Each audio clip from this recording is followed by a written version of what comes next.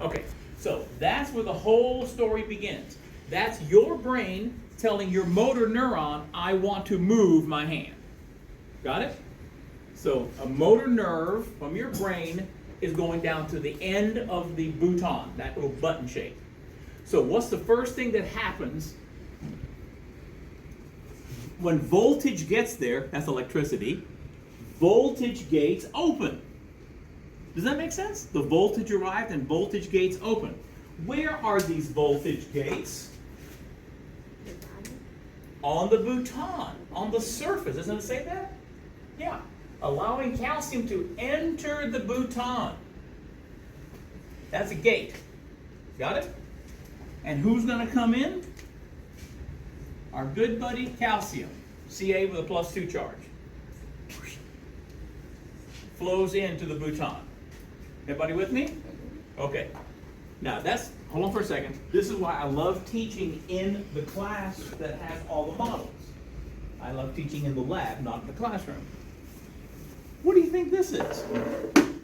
That's the bouton. Do you see these yellow dots on the surface of the bouton? Those are the voltage gates that open to let who in?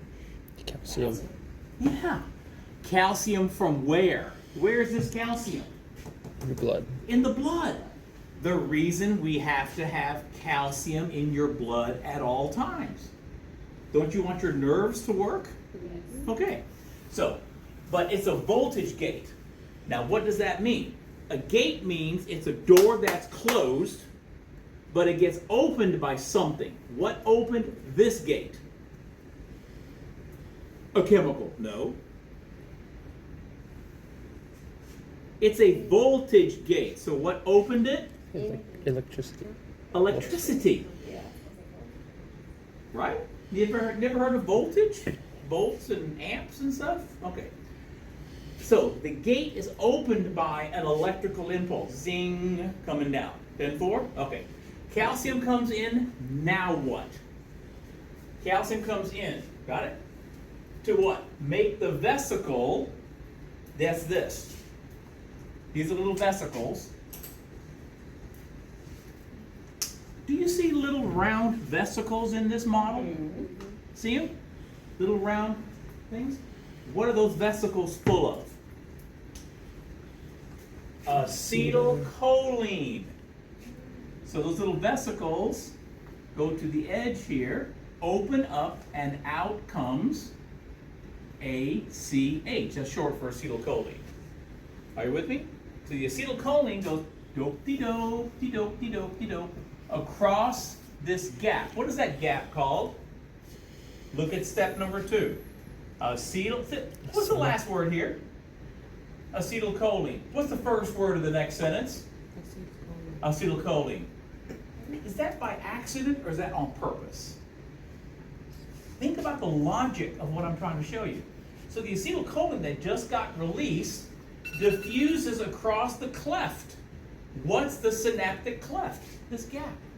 Because is this bouton actually touching the motor end plate? No. So it crosses and lands on a proper receptor. Ever heard of a receptor? Right? Okay. So there are receptors here. And they have a little gap that the acetylcholine, I should have drawn it better, lands in. Got it? What's a receptor do? Receives. So, is this a receptor for acetylcholine or for norepinephrine? Acetylcholine. Because only acetylcholine fits, so it's a receptor for only acetylcholine. Does that make sense? Okay. Now, once it hits that receptor, the proper receptor, another kind of gate opens. What is the name of this gate? You see right there? Say it out loud. Voltage gate. A ligand gate. Oh. Does anybody know what a ligand is? Ever heard of a ligature? Okay. This is a ligand gate is a chemical gate. Got it? It's a chemical gate. And the chemical, the ligand here, is acetylcholine. When it lands on that gate, does it enter? I don't know. Is that what it says? Acetylcholine enters? Yes or no? Really? You see that? I don't see that anywhere. No. No. Sodium enters. What? The ligand gates open and what? Sodium enters. So the ligand doesn't enter, but it opens a gate to let something else enter. Are you with me? All right, so be careful. Because on your test, I'm going to ask you, what opens a voltage gate? And you're going to say? Electricity. And if I say a ligand gate opens, who opens that? Acetylcholine. A chemical like acetylcholine. A ligand gate is a chemical gate. Got it? Opens with chemicals. All right, but when this opens, this is what happens. This opens up here. A little tube opens up. And now, who is going to suddenly and miraculously enter? I need a blue. Who's going to enter? Sodium. Sodium. Now, where was the sodium? Out here. Because sodium is also in your blood. Where did that sodium come from? Eating stuff. Eating what? Salt. Salt. Did you put salt in your French fries? You got salt in your potato chips? Did you put salt on your eggs this morning? There you go. That's in your blood now, okay? And now we know what we're going to use it for. When that gate opens, what does the sodium do? Comes in. Okay? How are we doing? Hanging in there? All right. Sodium enters the motor end plate. That's what the name of this part of your muscle is called, the motor end plate. Motor end plate. Because please note, is the bouton over here talking to where your muscle is flat? It's talking over here where your muscle is kind of zigzag, okay? Because that's where the receptors are. Okay, what was the last thing on this step? The sodium, right? It came into it. So what's the next step? Enough sodium enters the motor end plate to reach what is called threshold, so we can make what is called an action potential. All right? Now let's make sure you understand what that is. So I'm going to show you this real quick right here. I'm not blocking you out too much. No? Okay. We are going to draw a graph, a quick little graph. Right here, this is rest. When you are at rest, your inside of your cell is negative 70 millivolts. Okay? However, what is the charge on sodium? Positive. Positive. So if I put positives in here, will this become more negative or more positive? More positive. If I put positive in here, do I become more negative or more positive? More positive. More positive. Are you with me? And all I have to do is I need to reach this. This is called threshold. What is the threshold of a house? Huh? A what? Yeah, it's the beginning of the doorway. Isn't this the threshold to get into the house or the threshold to get out of the house? In other words, that's the limit we want to reach.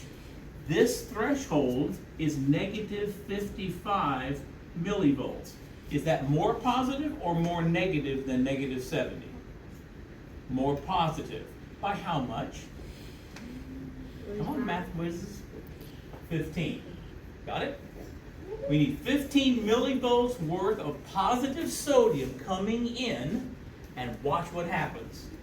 All of a sudden, as long as I get to this, now I make all the way up to the top.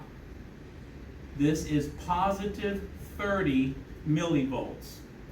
I have reached the top of my action potential. Got it? Did I have to force this much sodium in here to get this positive? Just enough here. And nature takes care of the rest, which is the next few steps. Okay? Are you with me? So that's an action potential. Now somebody, test question. To go from negative 70 to positive 30, how big a change is that in voltage? 100. Because this to 0 is 70 plus another 30. Got it? So 100, shift of 100 automatically. All right. See? And that's the action potential. 10-4? So there you go. First 3 steps, I drew it right there. Now, what's next? Next is the action potential doing its thing. Now, there's 2 things here we could bicker about, okay? So I'm not going to hold it against you if it isn't in your situation. But how long do I want this gate to be open? All day long? No. Because if all that sodium comes in, I'm going to really tighten up my muscle and I won't be able to untighten them. So I only want this gate to be open for a few moments. You know, let's, for the sake of argument, 1 second. Okay? So, after this gate's been opened, how do I close it? I have to snip this acetylcholine in half, and then it won't fit in the gate anymore.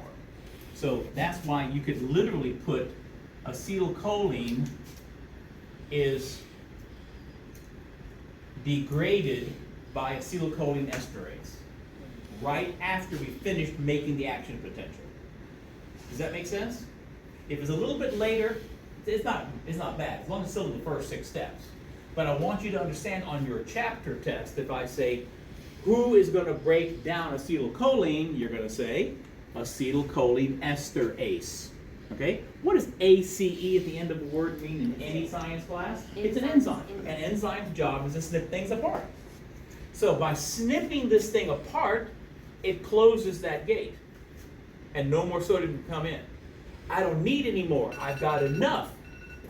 Didn't I make it to negative 55? I don't have to have enough sodium to do all of this. Nature does this. I don't have to do it right here. Are you with me? So everything is about conserve, conserve, conserve. So if I had put in 15 sodiums, then I'm going to put in 15 sodiums. Okay? All right, good. So what's an action potential? Well, it says right here.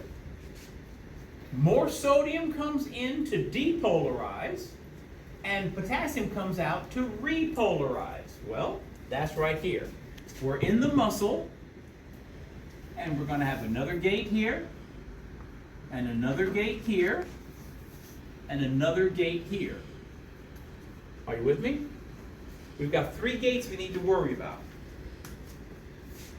Okay. Our sodium came in and created an action potential. What's an action potential? An electrical that goes down. I've created another action potential. Here's another test question for you. Notice, we change an electrical signal to a chemical signal back to an electrical signal. Are you with me?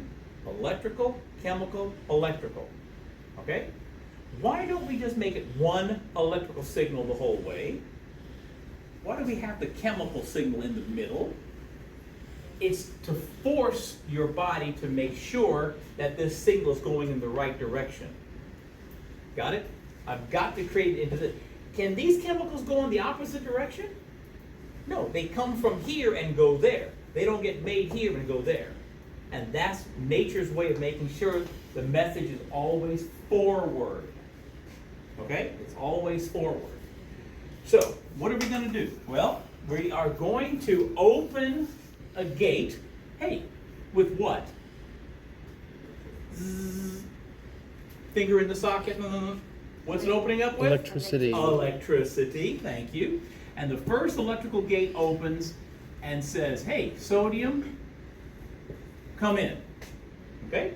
And here's the reason why. Let me show you real quick like. In fact, if anybody wants to be drawing this, you can. Go for it. What's outside of my cell? In the Sodium. blood, sodium. And the charge on sodium is what? Positive. And if the outside of my cell is positive, then what is the inside of my cell automatically? Negative. In fact, who can tell me exactly how negative the inside of my cell is? Negative 70. How negative is it normally at rest? Negative 70. Negative 70. Right? And because there's more sodium coming in, we're flipping it and becoming positive, right? Okay. When the sodium comes in, look what happens. The negative charge flips to the outside.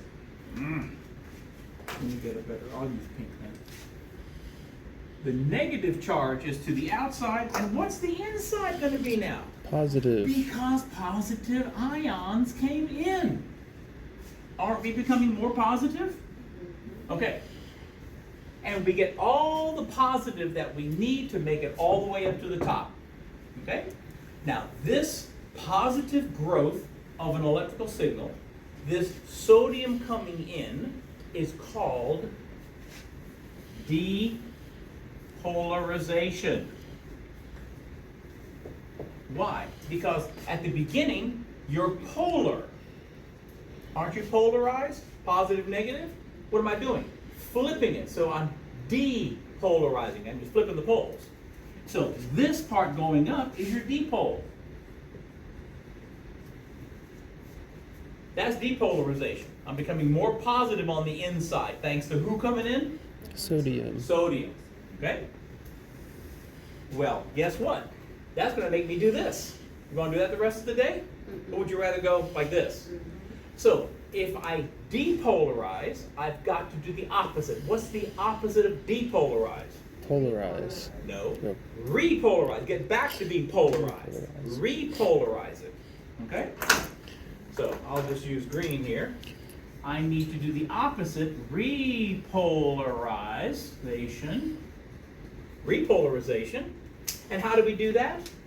With another ion that we have in us all the time called Potassium. potassium. What's the charge on potassium? Positive. Positive, okay? Well, guess what? We have millions of sodiums here and 100 in here. So they want to come in. I got millions of potassiums in here, but only 100 out here. So what do they want to do? Go out. Go out. Okay?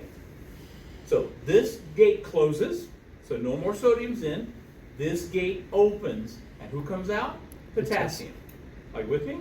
Now watch. What's the charge on potassium? Positive. So what's the outside of my cell going to become now? Positive. What's the inside of my cell going to become now? Negative. And look. I'm going back down. That's what's happening. When you go back down, that's your repolarization. That's your repole. Yeah? How we doing? Hanging in there? Okay. So, aren't we back to normal? Negative on the inside, positive on the outside? Yes or no? Is it the right color? See? That's why I use colors. What color is this? Blue. What color is this? Green. Because this represents all the sodium out here. This represents what being pushed out here? Potassium. Now, here is another thing you need to know for 210 and for 211. Do you want high sodium in your blood or high potassium in your blood? Sodium. Why do I never want high potassium in my blood? Have you ever heard of the lethal injection they give somebody on death row? Guess what's in the lethal injection? Potassium. In high levels in your blood, it stops your heart. Is that what you want? Look, my muscles are working and my heart just stopped. Boom, done. Is that a good idea? No. So do I want all this K out here? Got it? See? Depolarization, repolarization. And then what? The sodium-potassium pump restores the ionic balance on both sides of the membrane. That's this third door. This third door has to open. And guess what it's going to do? It's going to pump the potassium back in while pumping the sodium back out. And we call this a pump because it's run by ATP. So there's the first time we see ATP being used in this situation, okay? And that's why you need to be alive to make ATP in order for this ATP pump to work. Now don't flip out, but you're gonna see the ATP pump about 6 times in 211. It's how we digest, it's how we absorb, it's how we reabsorb, it's how we do a lot of functions in your body. We need ATP, including the sodium potassium pump, okay? Now, when the sodium potassium pump works, let me just move this out of the way for right now. What happens to my membrane? What happens to my membrane? It's positive on the outside, but what color? Because the sodium is where it's supposed to be. And what's it going to be on the inside? Negative, like it's supposed to be. Aren't we heading back down to negative? Okay, now I'm going to throw in a little wrench here. When it comes to your muscles and your nerves, we always do this. We go extra negative before we get back to rest. Okay? This extra negative is called that's the one, hyperpolarization. I'm being extra polarized, okay? I'm making it a little bit extra negative. And again, why does nature do this? To make sure that the electrical impulse goes in one direction and never backwards. Okay? What are you talking about, Weber? Let's say this is a hot candle with a flame on it. Do I want to touch this and go, I smell bacon burning? Don't I want to go, ah, got it? Now, that sensory nerve, do I want it to go halfway up my arm, stop and go back? Or all the way to my spinal cord, which is where reflexes are created? I want to go all the way to my spinal cord, and my spinal cord is going to say, yeah, you're right, that's hot, and send a motor nerve to my muscles to do what? To do what? Yeah. So, but do I want that motor to go halfway? Nah. I'm still going to get burned. How fast does this work, this reflex? Has anybody ever touched a hot stove or something hot? Have you pulled your hand back and then you went out? Yeah. Because the reflex to save yourself is faster than the reflex to your brain that says, this is painful. You want to protect yourself. And that's why these have to go like this. It's got to be fast, and it's got to be all the way down the entire nerve, and all the way down the entire muscle. Since we're in the muscle chapter, that's what we're talking about. It's got to go all the way down the muscle. Okay? To make sure the whole muscle contracts to get your hand out of danger. And the fastest ones, these fastest nerves, are the peripheral nerves in your arms and legs. They're much faster than any nerves inside your body. Because I don't think your stomach is ever going to say, quick, I got to jump out of the way. Right? But your arms and legs, you don't step on some piece of glass and you just go crunch, crunch, and go, ah! Right? So motor nerves and sensory nerves work like this. It's an action potential. It's all the way down, full strength, 100 difference every time. Never halfway, never a third of the way. And what's the magic key to make sure you get an action potential? You have to reach threshold. If you don't reach threshold, nothing happens. Threshold is enough sodium came in to reach threshold to get to negative 55. Got it? We talked about, no, we will in a second. We'll talk about it in your chapter. Alrighty? Everybody got this under control so far? How are we doing? No? Okay, look at it a couple more times. Alrighty? Are we good? All right. Now, that's the first 6 steps, isn't it? 1, 2, 3, 4, 5, 6, right? This is what's happening here, from the nerve to the muscle. Have I contracted my muscle yet? That's the next 6 steps. Are you with me? Okay. So here's what I'm going to do. I'm going to ask you guys to quickly take these down for me, because I'm going to draw the rest of the board. Okay?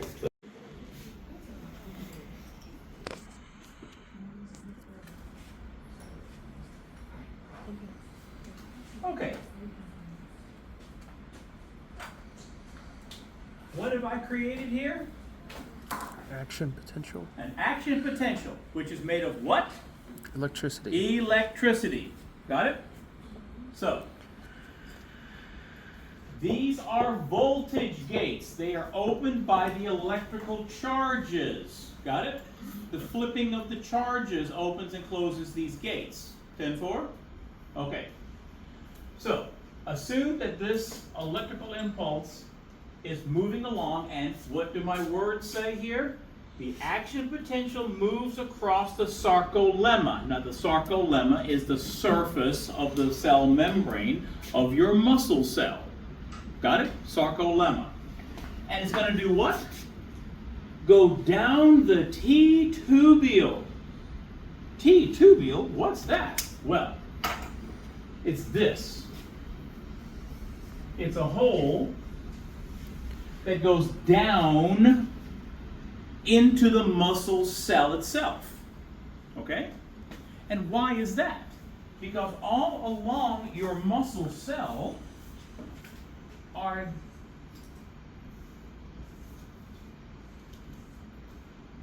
what? Myofibrils. Got it? Little myofibrils.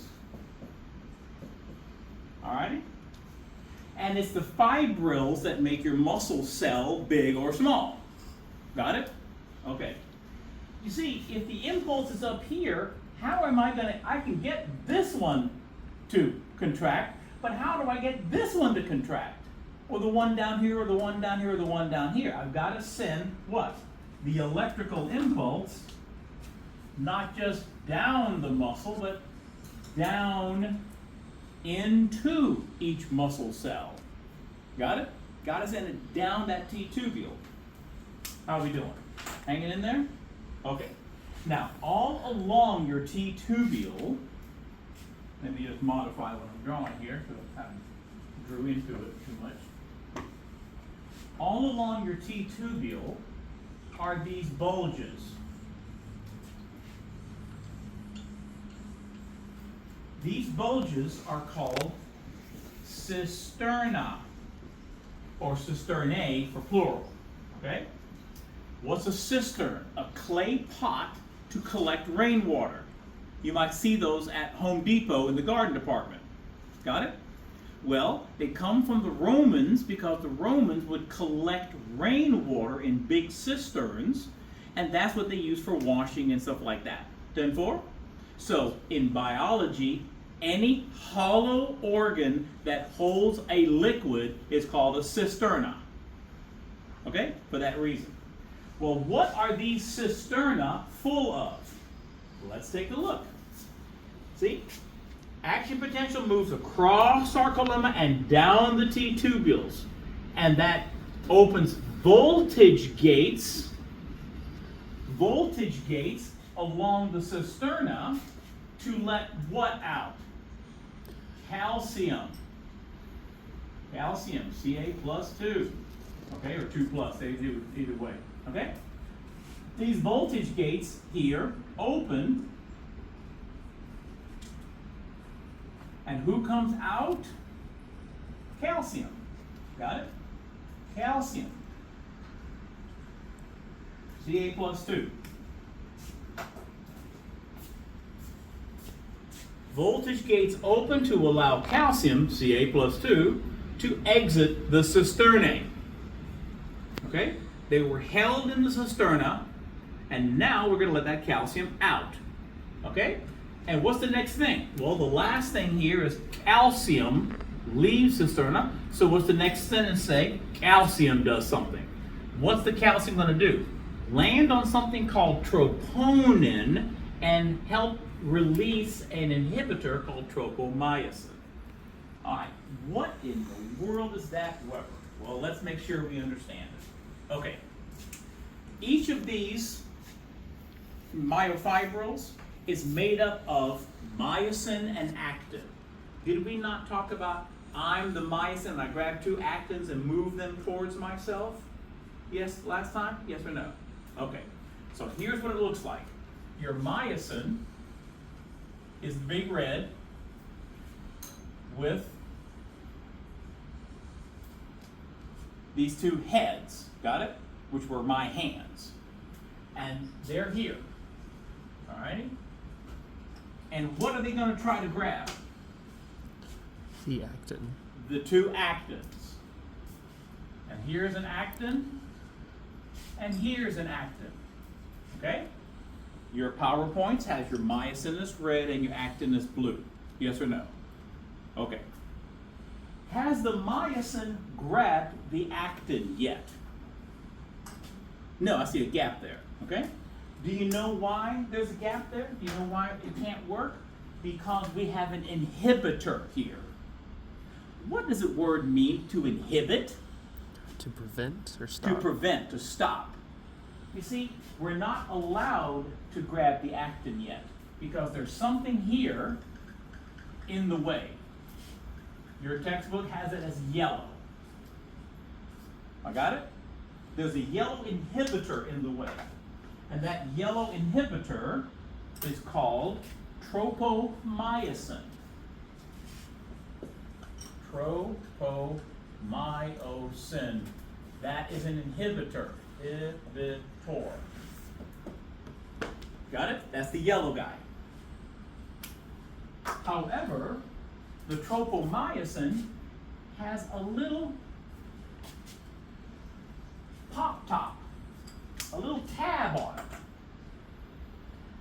Can I pour Coke out of a can that's closed? What do I have to do to open that can? Pop it open. Don't I have to pop that little pop top? And when you pull it back, it opens the can? That's exactly what this is. This little pop top here is called troponin. This is the pop top. Okay? And as long as that pop top hasn't been popped, I am inhibited. I am prevented from letting the actin grab, so the myosin grab the actin. I better put this down. This is your myosin, and this is your actin. Okay?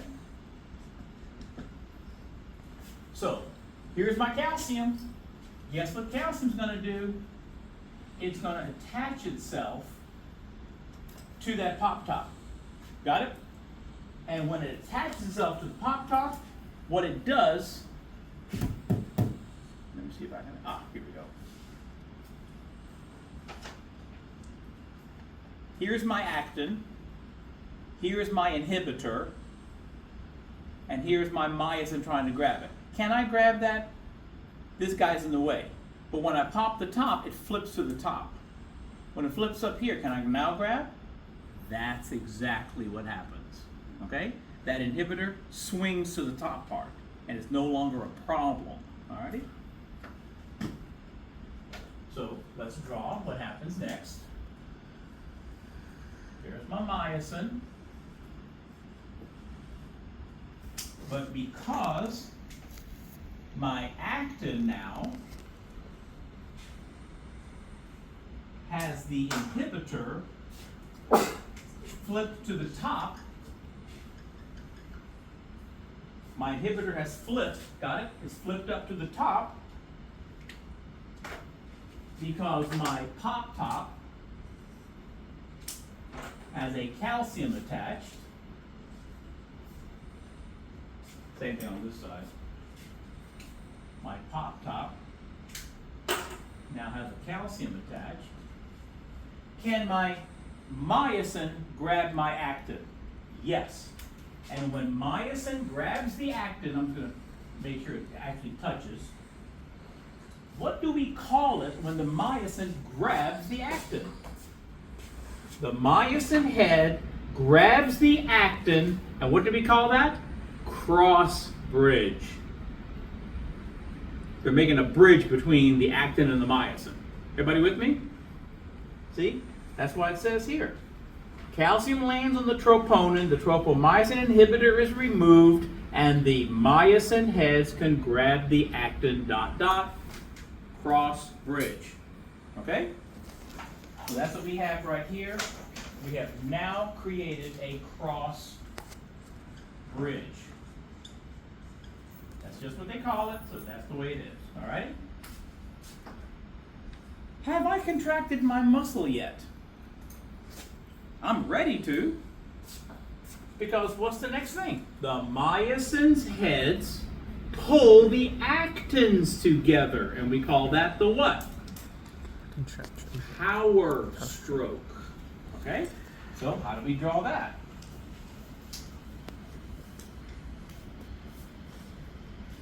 See? My myosin heads have flipped inward. And now my two actins have come together. In fact, they have to cross over each other a little bit. Okay? And what do we call this? This is the power stroke. That's an R. Okay? Make that muscle contract. Got it? Do you see a gap between the actins anymore? So you might want to add that note to yourself. No gap anymore. See it? Okay. Now, what has my muscle just done? Contracted. You want to be like this the rest of the day? I got to let go. And now we use ATP one more time to actually let go of your tight muscle. Okay? Hydrolysis. What's hydrolysis? What's lysis? To break apart with water. When you break apart ATP, that releases the energy to detach the myosin from the actin and cock the myosin back for the next power stroke. So what we'll do,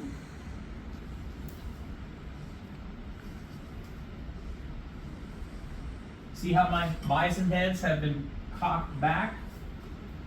Aren't they back to their original cocked away position? And my actins are released. The inhibitor is put back in place. But who did this? Who made this happen? ATP. ATP. Got it? Now, the Summer Olympics are coming up, right? I've seen commercials and whatnot. There is an Olympic event that absolutely demonstrates this. What kind of sport is the energy put in before the object goes? In what event is the energy put in before the object you're trying to move moves? Asking about the sport? Yeah, give me a sport in the Summer Olympics. Throw stuff? Say it again. Running? No, running is your muscles are making you move forward. No. You're not running and then later on you move. No. You throw something? Well, if I'm throwing a ball, who's moving the ball? My muscles. No. Okay. You're putting the energy into it before the object moves. Oh, if I show you this, you're going to go, of course. Swim? Say it again? From swimming? No, not swimming, because that's you going into the water with your muscles. Weightlifting? Nope, that's your muscles lifting the weight. Is it pole vaulting? No, because that's you putting the weight into the pole vault and it bends and flips you. Let's see if you recognize what this is. Archery. Now, where's all the energy? Here. But am I pushing the arrow? I'm just letting it go. I'm just letting it go. All the energy was in the bow that I pulled back. All the energy for the muscle contraction is in these two myosin heads being pulled back. Got it? So then all I gotta do is grab actin, boom, together. But it's the energy of pulling it back that makes the contraction happen. So ATP, test question, ATP does not cause the contraction. ATP gets you ready for the contraction. Does that make sense? Its job is to undo the contraction and cock it for the next go-round. That's why we call this cocking it back. Got it? Cocking back the myosin. It's like pulling back the bowstring. Let the bow do the work, but you put the work into the bow first. Got it? ATP put the work in the actins, but it's not the one pushing the two actins together, into the myosins, not pushing the two actins together. Got it? That's why it says cocked back. You've heard of that, right? Okay. How are we doing? This is exactly how it works. And that's why that's your first 6 steps. That's your next 6 steps. We've divided it up into how do I get an action potential to happen, and then what do I do with it once it gets to the muscle. How's them apples? Got it? Okay, any questions? Yes. No, yeah. No. Okay. Any questions, anybody? Peanut gallery? Nothing? Banana section? Nothing? Okay. All right. That's it then. Thank you.